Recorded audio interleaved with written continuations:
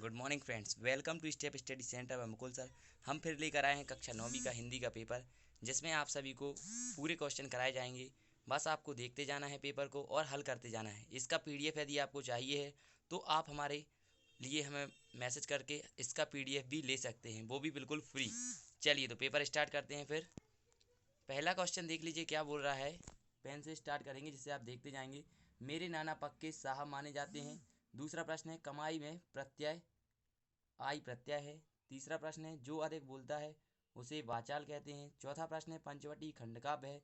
पांचवा प्रश्न है लालध भाषा की लोकप्रिय कवित्री थी कश्मीरी।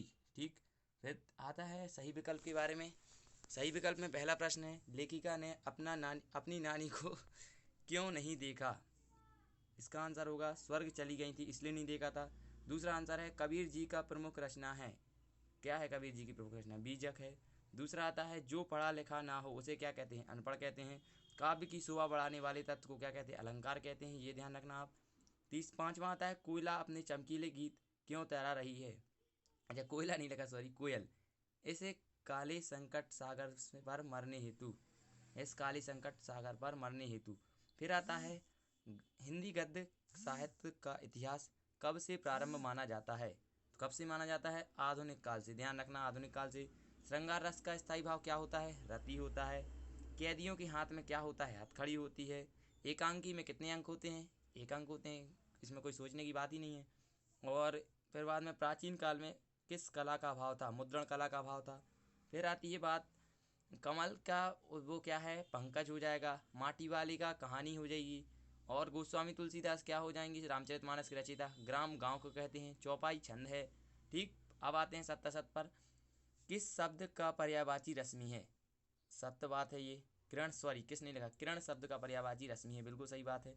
दूसरा है बच्चे काम पर जा रहे हैं, कविता सुमित्रा नंदन पंत की है। बिल नहीं है ये।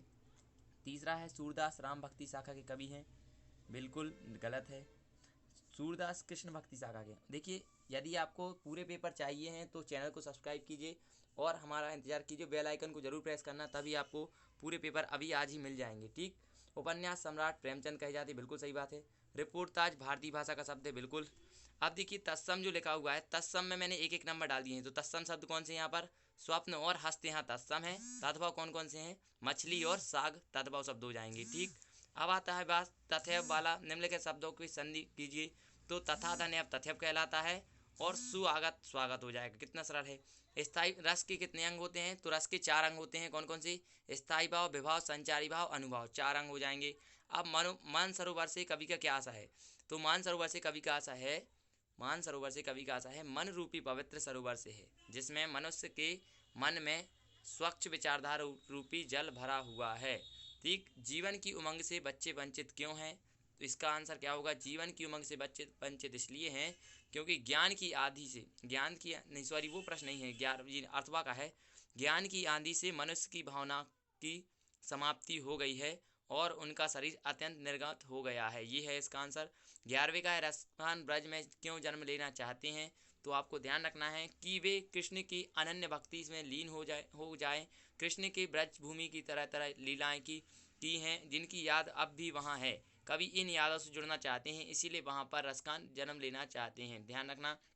अब आता है आपने अपने शहर में बच्चों को कब और कब क्या क्या काम करते देखा होगा?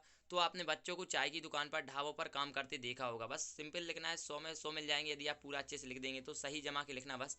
फिर आती है बात कथानक की कहानी के प्रमुख तत्वों के नाम लिखिए। कथानक, चरित्र चित्रण, वातावरण, कथोपकथन, 4 बहुत हो जाएंगे आपको 2 नंबर देने के लिए।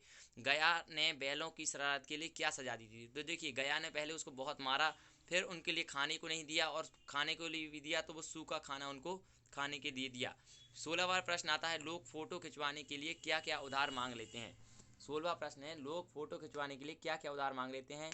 तो लोग फोटो खिंचवाने के लिए जूते, कोट, मोट के साथ साथ बीवी भी कभी कभी उधार मांग लेते हैं। ध्यान रखना।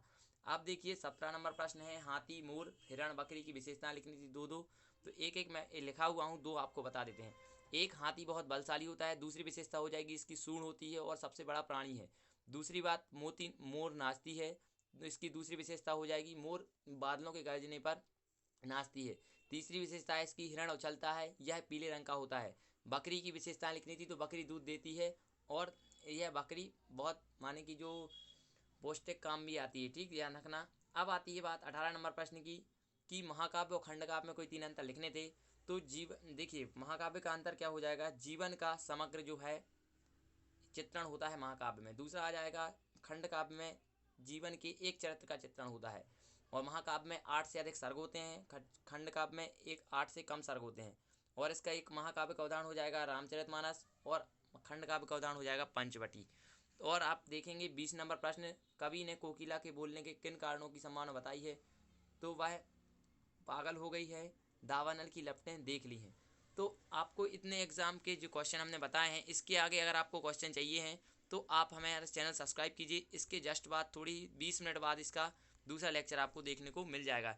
ये कक्षा 9वीं का जो अभी आज से ही मिले हैं 12 अप्रैल से पेपर, इनका एग्ज़ाम का हमने आपको बता दिया है। सारे पेपर आपको मिल जाएंगे, और आपको चैनल को सब्सक्राइब कीजिए।